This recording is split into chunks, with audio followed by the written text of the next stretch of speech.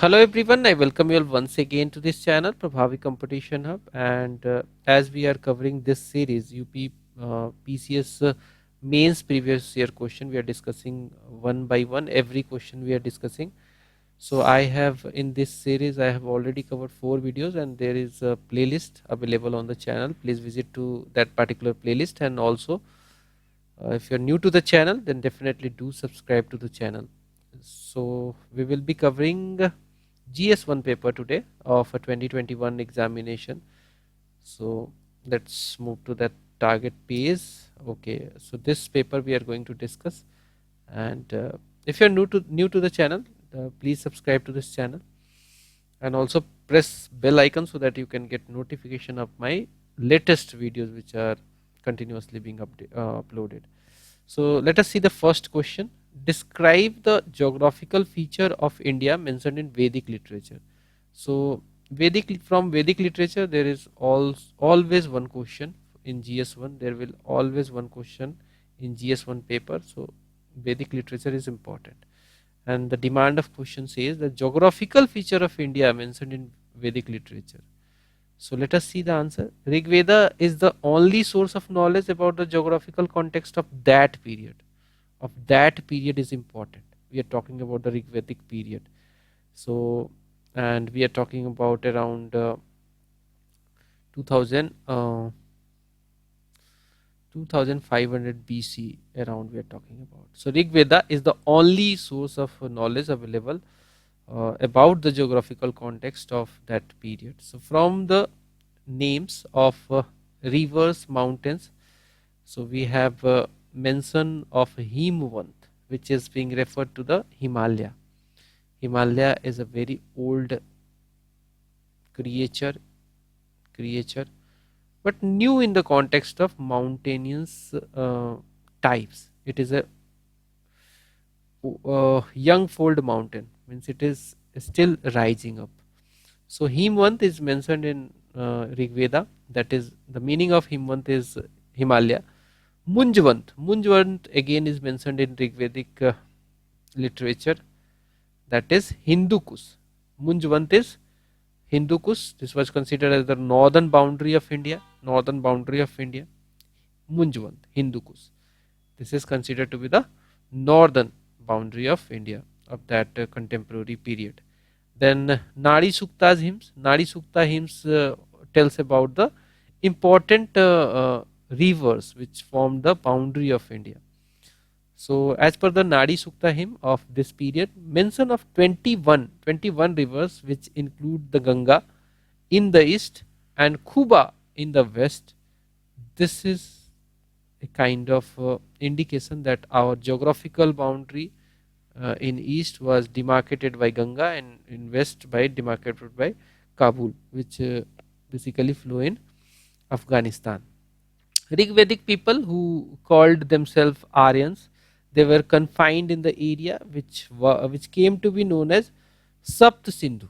Okay, Rig Vedic people who called themselves Aryans, they were confined in the area which came to be known as Sapt Sindhu, or the land of 7 rivers, Okay, so Sapt Sindhu comprises Indus, that is the main boundary or main river of that period, and its 5 tributaries like Vitasta, Askini, Vipas, Parushini, and Sutudri.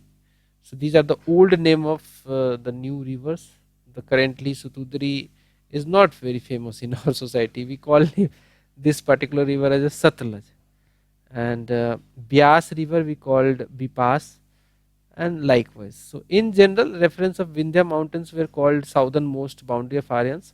The area of Aryans was called Aryavrat. The whole area of Aryans was called Aryavrat. They had knowledge ocean called Hind Sagar. They had the knowledge of ocean, that is called Hind Sagar, mentioned in the later Vedic age. So we can divide the Vedic period into two part.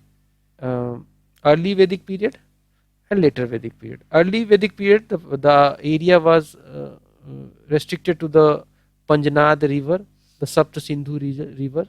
The area was related to Punjab and surrounding areas. But in the later Vedic period, they moved towards the Ganga. So next is various hills referred in Vedic text include Arinjika, Mujvat, Silament, that is Suleiman range. They are the regions of Himalayas. So these are again mentioned in the literature, Vedic literature. Rig Vedic Aryans were not familiar with any kind of desert, so they might have not aware about the Thar desert. So, however, an implied reference to Maru as the country of desert has been traced in the Taittiriya Aryanka. Bharatvarsha was the name used for the whole country. Bharatvarsha was the name used for the whole country. It was given by the Aryans. They were Bharatas. That is why these were the tribes, Bharata tribes, and based upon them, the Bharatvarsha was the name given of that particular region, who were settled in the region between Saraswati and Yamuna river. Bharatas were the tribe, they were settled between the Saraswati and Yamuna. Saraswati is considered to be the most sacred river of Rig Vedic period or Vedic period. But unfortunately, it has dried up. Okay, next. So that's all from this question. चलिए अगला सवाल देख लेते हैं. अगला सवाल कहता है कि evaluate the contribution of revolutionaries of UP in Indian freedom struggle. बहुत ज़्यादा इनका जो है ना बहुत हेवी कंट्रीब्यूशन है. So let us see the contribution of revolutionaries of UP in Indian freedom struggle. So Uttar Pradesh or erstwhile United Province was always at the center of Indian freedom struggle. Of course, why not? 1857 revolt. It started from Meerut, which is in UP. Again, the other important hub of this revolt was Kanpur. Then Lucknow. So Uttar Pradesh, erstwhile United Province, was always at the center of Indian freedom struggle. UP is also the land of warriors. Right from the revolt of 1857 till 1947 independence, people from UP participated proactively in Indian national movement. Main revolutionary जो थे उनको देख लेते हैं आप. Revolt of 1857 पे देखेंगे पहले. सो it was the first war of independence. UP was its focal point. There are total six sites, six places where the revolt was at a very high intensity. Lucknow, it was led by or headed by Begum Hazrat Mahal and his son Birjis Qadir. Kanpur was headed by Nana Sahib and Tatya Tope. Bareilly was under the control of Khan Bahadur Khan. Jhansi, Rani Lakshmi Bai. Meerut, the revolt started from here on 10th May 1857. Kadam Singh was the main leader. Gorakhpur, Gajadhar Singh. So this revolt was a strong and major message to authority of British, and it laid the foundation of other upcoming events in Indian freedom struggle. Then there are other personalities like Jhalkari Bai. Jhalkari Bai, she served in Women's Army of Rani Lakshmi Bai Jhansi. She played very important role in 1857 revolt.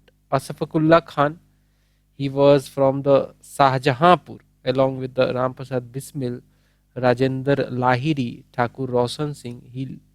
They all looted the train carrying British government money. That is called Kakori Kant or Kakori train action. Currently it has been changed to Kakori train action. So they looted the money and it was utilized in the against the Britishers. Okay, so British government money was looted in Kakori near Lucknow. It is famously known as Kakori train action of 1925. Then the very famous personality and the reorganizer of Hindustan Socialist Republican Army, Chandrasekhar Azad. He reorganized Hindustan Socialist Revolution Association in 1928. He mobilized a lot of youths. He died in 1931 fighting the British authority. Then Chittu Pandey, called the Tiger of Balia, Chittu Pandey, called the Tiger of Balia. He formed an independent government during Quit India movement of 1942. Balia was under control of Chittu Pandey for a very long period. Then Shahid Lal Padmadhar Singh. He was active in Prayagraj, inspiration for youth. Raja Mahendra Pratap Singh. He claimed provisional government while he was in Kabul. He belongs to Hathras. He was president of the first provisional government of India, which was claimed in Afghanistan, the capital of Afghanistan, Kabul. He himself belonged to Hathras, UP. Thus, there were many in land of UP who sacrificed their life for the cause of free India from the shackles of British. Next question, let us see. So, next question says the industrial revolution was not only the industrial revolution was not only a technological revolution but also a social economic revolution that changed the way people lived. इस पे comment करना है, ठीक है. The industrial revolution was not only the technical or technological revolution but also a socio-economic revolution that changed the way people lived. Means you have to connect industrial revolution and its effects on social economic aspect of society. So let us see. Industrial revolution started firstly in Western world during the 18th century. Okay, industrial revolution started firstly in the Western world, especially in America and European world. It was a new age in production system and new industries started emerging with advancement in science and technology. Okay, so it was a new age in production system and new industries started emerging with advancements in science and technology. These centers of growth started attracting more and more people towards it, leading to compact settlement. These centers of growth started attracting more and more people towards it, leading to compact settlements. Indian industrial revolution has also bearing effect on social economic fronts. Let us see the social front first, then we'll see some of the economic changes it brought to the society. So at the social aspect, heterogeneous society came to at workplace. Heterogeneous society at workplace. Diversity of people could be found in the factories and all. Joint families turn into nuclear ones. Okay, joint families turn into the nuclear. This is one of the social effect of industrial revolution. Synthesis of culture, social revolution, class conflict started. Of course, this is a negative aspect. Social revolution, class conflict started. Demand of factory laws and social security arised. More open society, the society become more open. Dilution of local tradition and culture. This is again a negative aspect. Dilution of local tradition and culture. Production started reaching to the backward areas due to the industrial setup established in that area. And slum development and population explosion. This is one of the again negative effect of industrial revolution. Slum development around the industrial cities and all, it has started building up. Next is economic changes due to industrial revolution. So there are a lot of economic changes, like factors of production increased.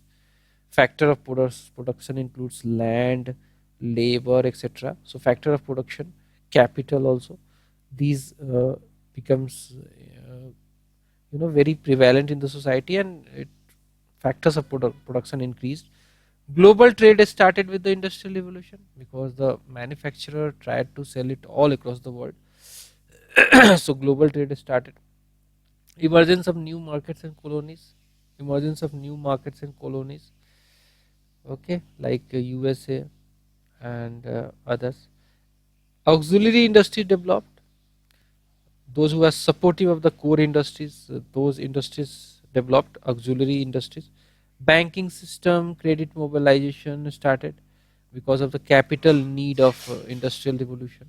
Per capita income increase, that again become part of life. Increase in global GDP, robust global chill supply. These are the positive effects, economic effects of industrial revolution. Socialistic view emerged, leading to demand of formalization of jobs, okay, because of the nature of industries that they wanted to hire, and fire policy. They basically wanted the labor at very cheap rate, and that is why socialistic view emerged, leading to demand of formalization of jobs, that you should be giving some kind of job security, social security, restriction on the working hour and all, hygienic places, provisioning of water facility and health facilities at the work site, social security and all. Increase social security, increase social security. Uh, the next is events like labor union strikes, protests started, leading to democratization. Mixed culture started emerging with the increase in per capita income. Few people upgraded their living style, but most poor settled in slum. So it has both the you know positive and negative effects we have already discussed. Next, let us see fourth question. Discuss the scientific aspects of Indian cultural heritage. Discuss the scientific aspects of Indian cultural heritage. Scientific aspect of Indian cultural heritage. So India is a country of cultural heritage, values and ritual traditions. Okay, India is a country of cultural heritage, values, rituals and traditions. Some scientific aspects of Indian cultural heritage include: number one, town planning during Harappan age. Town planning during Harappan age, it is well recognized due to the excavation activities of Harappa, Mohenjo-daro, and Indian sites like Lothal, Dholavira, and all. We have found that the system was, the Harappan age was a city planning was there, a kind of city development, a kind of society who was living in the cities, and we are aware that the grid pattern roads were prevalent in that period. Square shaped dwellings with proper drainage system. Every drainage system was connected to the uh, you know the drainage system which were running through all across the cities, still relevant in the present age of urbanization. We follow this. Then granaries for keeping grain safe. We have found an example from the Dholavira. They Mohenjo-daro, they have special postures and are kept on the certain heights, so that an aerobic condition like modern cold storage based on it could be provided. Next is unique water harvesting system. Dholavira is a very good example. There is a reservoir uh, has been excavated over there. Unique water harvesting system at Dholavira, relevant in present context of watershed management, making it a recent UNESCO site. Then temple architecture can be related to scientific aspect, like Gupta's, Eastern Gangas, and Kakatiya's, Hoysala's temples carved on the scientific basis. Konark Temple, Odisha, has 24 hours clock based on the movement of sun. This is again a scientific example of ancient period of ancient culture of India. Ayush system. Ayush stands for Ayurvedic, Unani, Ayurvedic, Yoga, Unani, Siddha, and homeopathy. This system is called the alternative way of treating the ailments. So Ayush system of medicine is very active in present world. Dhanvantari, he was the founder of Ayurveda, a solution to many health issues. Susrut performed surgery. It is well mentioned in ancient texts.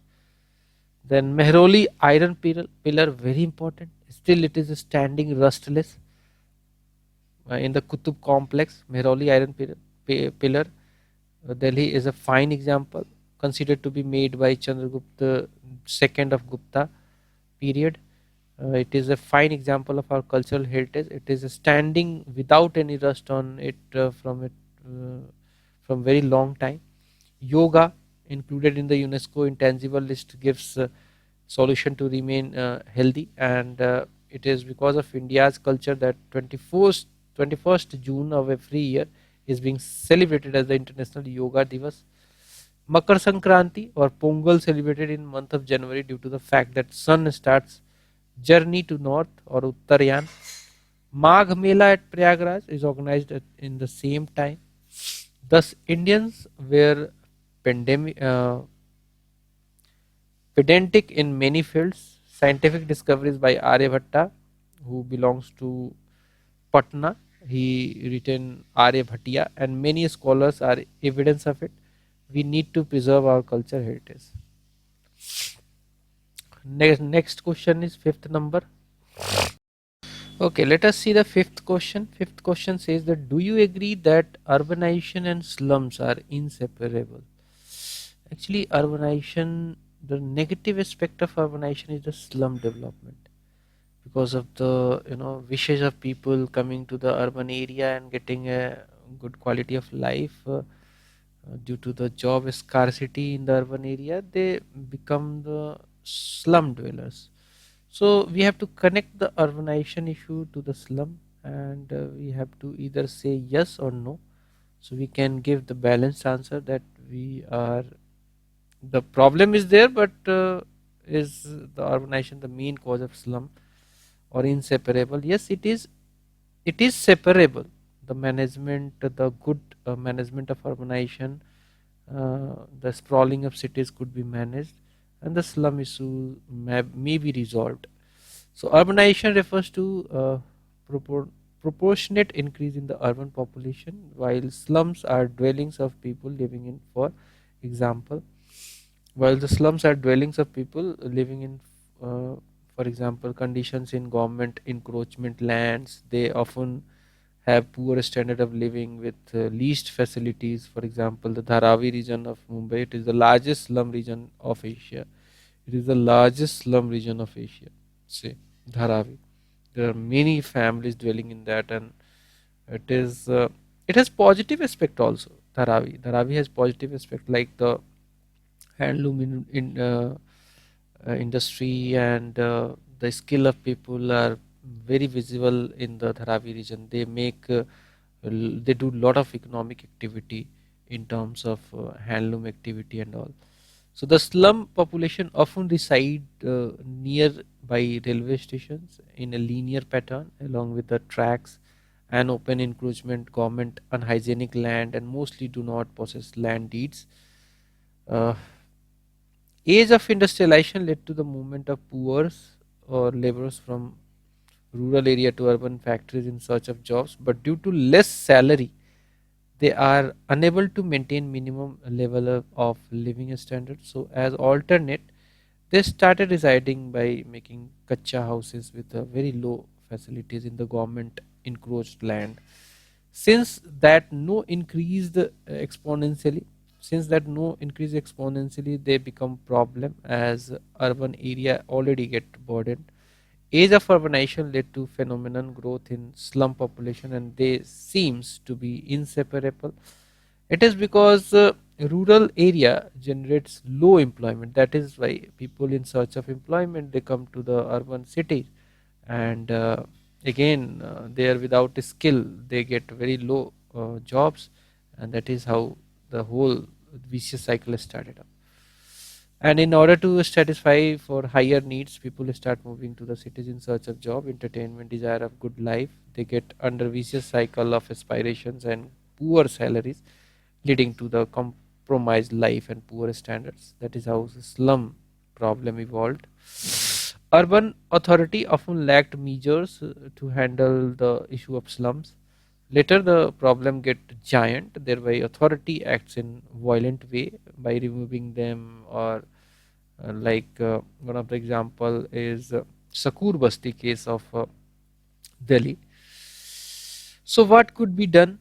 What is the way out or way ahead? So, registration of such people is very important. Offering them low cost houses as they are also human being. Government can give them low cost houses. Definitely, they could be provided. They could be relocated also. Their potential need to be tapped, their activity to be recognized, their economic potential to be tapped, need to check further urban encroachment, and they are important as they serve as the laborers for the factories. So government can think compassionately so that they could also be assimilated in the normal lives of the cities. Hence, there is a need to make balance in slum growth and keep in check the development model of cities. Okay, so next question, let us see sixth number. Examine how regionalism affects the national integration. Of course, regionalism is a very big issue. It affects the national integration. So regionalism is an ideology and a political movement that seeks to promote advance a specific cause of region. What is regionalism? Regionalism is an ideology and political movement that seeks to promote or advance a specific cause of a region. Uh, it is driven by loyalty to the distinct region with an even population in terms of culture, social, political, economic aspiration, or ethnicity. It is built around an expression of group identity as well as loyalty to the region. So we have already covered this topic in previous year question of 2023 GS1. Anyway, the traits of regionalism. What are the important traits of regionalism? Number one, love to one's region, feeling of weakness.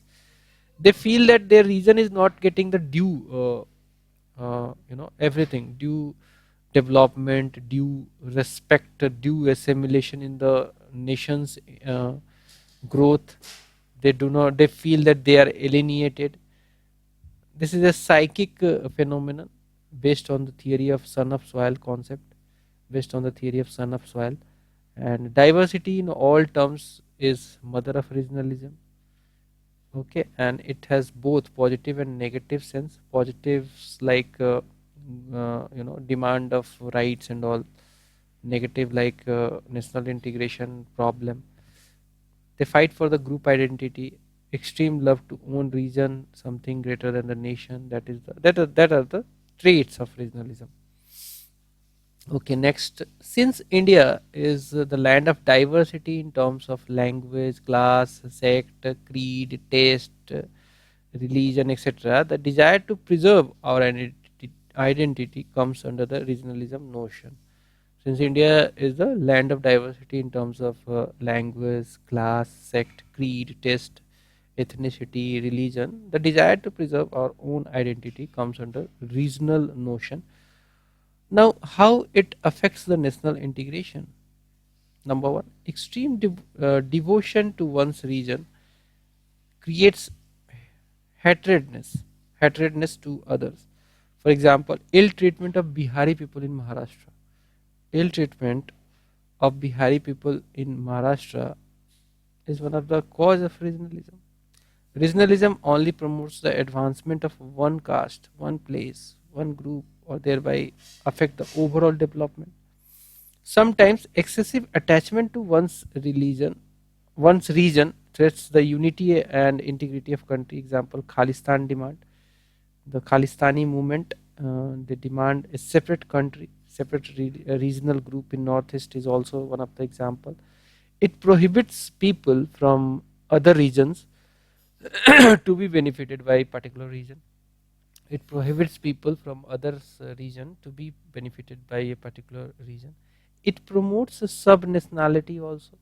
They believe in the regionalism, so it promotes sub-nationality. Bifurcation of states is one of the outcomes of regionalism in Indian historical perspective, like linguistic reorganization of a state. This is one of the reason. Bifurcation of states is one of the outcomes of regionalism in Indian historical perspective. Example, linguistic reorganization of a state. So India is a land of diversity, and unity in diversity is the main foundation of its stability. One has to take regionalism in a positive sense so that national integration could not get affected. Okay, let us see the seventh question. Seventh question says, describe the main industries and major industrial centers of UP. बहुत simple question है. Describe the main industries and major industrial centers of UP. मेन इंडस्ट्रीज क्या हैं UP के? Sugar cane industry, agro based अगर देखोगे तो, एंड अदर्स में देखोगे जैसे फर्टिलाइजर गोरखपुर में है, मथुरा रिफाइनरी है, इलेक्ट्रॉनिक्स एंड बायोटेक में आपका देख ही सकते हो. तो सबको डिस्कस करते हो. Okay, so we have to describe the main industries and major industrial centers of UP. So the industrial sector contribute करता है यूपी में कितना 25% to the state GDP and it second largest है ये in terms of employment creation. Number one जो है employment creation में that is agriculture sector and second in terms of employment creation is industrial sector and third in terms of employment generation is services sector. If you are we are considering the UP. Major industries of state देख लेते हैं. Agro based industry में number one is sugar cane. It is the UP is the largest production in terms largest producing state in terms of sugarcane, and the centers like Meerut, Saharanpur, Tarai, the western and Tarai region are the good example or good place for suitable place for sugarcane production in UP. Next is cotton textile located in Kanpur. Kanpur is considered to be the Manchester of North. Cotton mills at Agra, Banarasi sari of Banaras and GI tag. GI tag has been given to Banarasi sari. Silk industry, they are located in Varanasi, Etawah, Modi Nagar, Mirzapur and all. Fourth is leathers. Leathers hub are there in Kanpur, Meerut, Lucknow. Paper and pulp, Muzaffar Nagar. Furniture, Saharanpur. Jute industries are famous in Gorakhpur, Kanpur. And in terms of fertilizer and chemical, there are fertilizer factory in Gorakhpur, Prayagraj, Kanpur, Varanasi. And in terms of chemical, Mathura refinery is there. Adjacent fertilizer factories are there over there. Electronic and biotech, electronic hub at Gautam Buddha Nagar, Prayagraj, Noida, Varanasi, Lucknow are other electronic centers. Defense corridor is there in Bundelkhand region, defense corridor. Then in mineral based industry, energy and fossil fuels like Sonbhadra, Mirzapur. Metals are there in Farrukhabad, Mathura belt, Varanasi. Narora thermal power plant, very famous in Narora region, in Bulandshahr. So mostly industrial complexes are situated along with the transportation lines or nearby raw material sources. We can see it on the map. See the map. So these are the regions of sugarcane industries. Okay, and this is the region furniture and paper industry. Furniture of Saharanpur and paper industry. Then fertilizer and jute Lucknow, again leather and textile Kanpur. Bundelkhand defense corridor, this is the region Bundelkhand defense corridor. Then mineral bases are there, this is related to the region attached to Jharkhand, mineral bases. Then Varanasi is famous for metal craft and electronics. Gorakhpur famous for fertilizer. So this is on the map depiction. Okay. New industrial investment and employment promotion policy of UP, that is of 2017, seeks to make UP as industrial hub. New industrial investment and employment promotion policy of UP 2017 seeks to make UP as an industrial hub. Now let us see the eighth question. Eighth number question says, illustrate the major feature of wildlife ecotourism circuit of Uttar Pradesh. Illustrate the major wildlife feature of wildlife ecotourism circuit of Uttar Pradesh. So Uttar Pradesh is endowed with a large flora and fauna. Tarai region जो है नेपाल से सटा हुआ at the foothill of Himalayas gives pleasant and extra thrilling experience of ecotourism. Okay, so Uttar Pradesh is endowed with large flora and fauna. Tarai region at the foothills of Himalaya gives pleasant and extra thrilling experience of ecotourism. The green shelter is home to various wild species. Ultra luxuriant natural growth makes it complete one. For nature lovers, these wildlife circuits gives chance to watch tigers, deers, elephants, crocodiles, dolphins, migratory birds, diverse forest, etc. So we'll see on the map the ecotourism opportunity in UP. So Dudhwa National Park, very famous Dudhwa National Park of Pilibhit. Then Lakhimpur Kheri, uh, this is Lakhimpur Kheri, this is Bahraich. Katarni Ghat Wildlife Sanctuary is in Bahraich. Motipur Wildlife Sanctuary, Kakaraha Wildlife Sanctuary, Pilivit Tiger Reserve, Chuka Tiger Reserve, then Mahabir Swami Wildlife Sanctuary is located here. Chambal Sanctuary, crocodile, famous for crocodile. Then this is the region of this region belongs to Vijay Sagar Bird Sanctuary. So Dudhwa is nearly 490. Dudhwa National Park is nearly 490 square kilometer. Lakhimpur Kheri National Park, famous for the Dudhwa National Park is in Lakhimpur Kheri. It is famous for tiger, deer, lion, one-horned rhinoceros, and cheetah. Pilivit Tiger Reserve at Tarai, Indo-Nepal Tiger Reserve region, famous for tiger conservation. Katarni Ghat, which is in Bahraich, it is famous for dolphin, Ganga, Girwa River dolphin, Ghadial, tiger, leopard, deer. Chambal Sanctuary is famous for Chambal Ghadials. These places gives true wildlife experience along with the protection and conservation of these wild animals. Now next question is ninth number. What is water crisis? Very simple question. Suggest suitable measures for water resource management. What is water crisis? Suggest suitable measures for water resource management. Water crisis refers to a situation.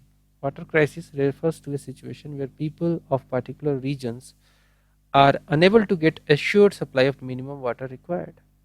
Very simple.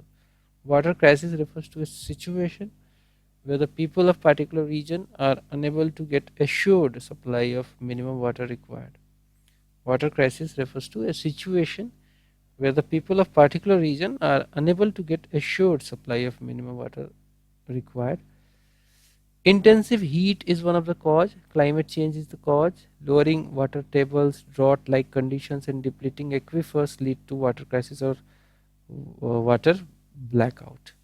Intensive heat, climate change, lowering water tables, drought-like conditions, and of course, depleting aquifers leads to water crisis or water blackout. As per Niti Aayog recent report, nearby or nearly 600 million Indians faced high to extreme water stress. Okay, as per Niti Aayog recent report, nearly 600 million Indians faced 600 million means 60 crore people. High to extreme water stress. The report further mentions that India is placed 120th among 122 countries in the water quality index. So water scarcity along with water quality problem, both are there. India has nearly 4% water resources. India has nearly 4% water resources and 17% of world population as per the above report. As per the above report, 21 cities including Bengaluru, Chennai and Hyderabad are suffering from groundwater crisis. Okay, drinking water crisis we can call it. If the matter is to be continued, there will be a 6% nearly loss in country's GDP by 2050. So we need to manage it very efficiently. Reason of water crisis: lower participation in higher evaporation, lower precipitation means rain. Lower precipitation and higher evaporation is one of the reason. That is the hot, humid condition. Um, heat, continuous heat. Open irrigation, around 85% demand of water by agriculture is met by open irrigation. That flood irrigation is very harmful. It creates a water loss condition. Lack in a strategy to save water. We can learn from Israel, the drip irrigation and all. Frequent droughts like 2022 drought condition due to the weather phenomena. Exploitation of existing water resources. These are the causes. These are the causes. Number one is lower precipitation and higher evaporation. Open irrigation, that is around 85% of demand is met by water, met by flood water in agriculture. Lack in a strategy to save water. Frequent droughts like of 2022 drought. Exploitation of existing water resources. So what shall be the sustainable measure? What shall be sustainable measure for water resource management? So three R are very important: reduce, reuse, and recycle. Reduce. These three are also important for plastic waste management. Reduce, reuse, and recycle. We can use our used water in gardening and all. Revival of earlier ancient water conservation methods like ahar, pines, and bundela tanks. Integrated watershed management could be a very effective strategy. Three R's like reduce, reuse, recycle. Revival of earlier ancient water conservation methods like ahar, pines, and bundela tanks. Integrated watershed management would be a very good action. Compulsory water harvesting methods like example in Chennai, the buildings shall have a compulsory structure of water harvesting. Afforestation and reforestation, climate change mitigation or adaptation measures, work technology like precision irrigation, per drop more crop policy of Government of India, installation of desalination plants, water credit, awareness campaign like Pani Roko Abhiyan in MP, Catch the Rain campaign, where it falls, check dams and runoff dams to store water, adoption of new technique like geotextile in road building so that water could get recharged inside. Multi-level planning is the need of hour for efficient water resource management. Now let us see the next question, 10th number. Discuss the patterns of rural settlement in Gangetic Plain. See, Gangetic Plain is very important plain created by river Ganga and its associated tributaries, and it is the ancient cradle of civilization which established in these plains. So rural settlements refers to layout of dwellings in rural area.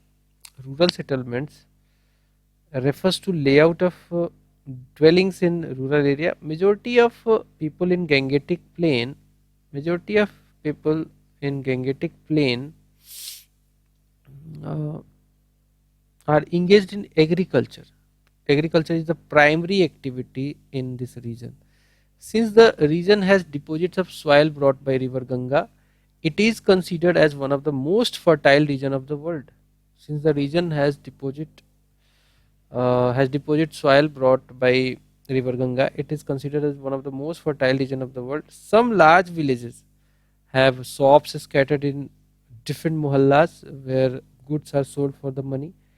Indo-Gangetic Plain has higher density of population, and it is compact nucleated one. Main settlement pattern of Gangetic Plain are as follows, like rectangular cross-shaped pattern.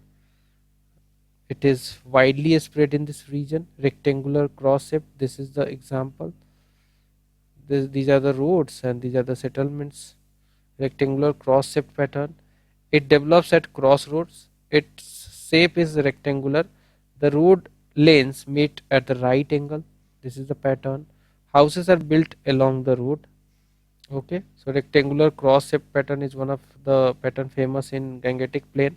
Then there is a triangular pattern visible between the confluence of two rivers like Ganga Yamuna Dwab. This is the example. Ganga Yamuna Dwab. This is the triangular pattern visible between the confluence of two rivers. Ganga Yamuna Dwab is example. Okay, then on map you can see upper Ganga plain has 55% medium sized villages. Rohilkhand Terai dispersed settlement are there. Villages are uh, helmeted and located at the river embankments. Mid Ganga plain, a small size but closely spaced villages are there. Southern Bihar, more compact settlement. Then lower Ganga lower Ganga plain are scattered with the villages. Scattered villages are there and very common in Rahar plain, Duar and Sundarbans. Compact settlements are there at Damodar, Brahmani influences, interfluves. The rural settlement in Gangetic Plain is largely influenced by alluvial morphology.